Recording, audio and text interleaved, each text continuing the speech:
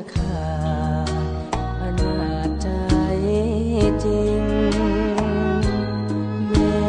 เอ๋ยมาทิ้งลูกไปน้ำตา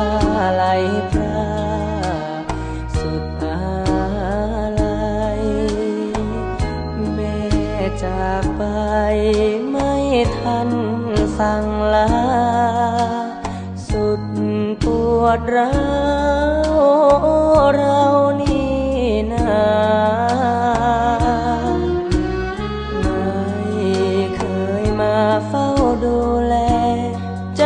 อาวรณ์ทอดถอนระทม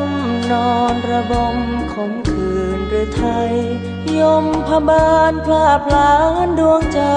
พาแม่ไปไม่กลับคืนมาดังคมมีดเชือนอุราเหลือเพียงแต่น้ำตา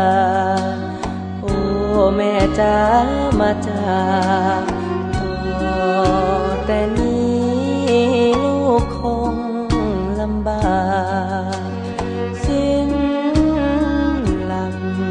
พักพิงทั้งหญิงชาย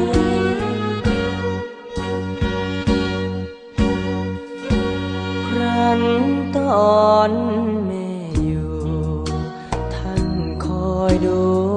แลไม่แปรไม่ร้างห่างไกลแม่ยอมลำบากทุกยากเพียงไหนโอ้ใครจะเหมือนแม่เราเฝ้าถนอมอดออมทุกคำเช้าเพื่อให้เราได้อยู่ดีใจอาดูลสิ้นสูญร่มใสดังดวงใจจะขาดร้อ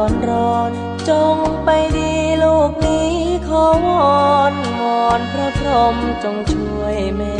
ทีด้วยบุญกุศลที่มีนำพาให้แม่นี้จงสุขี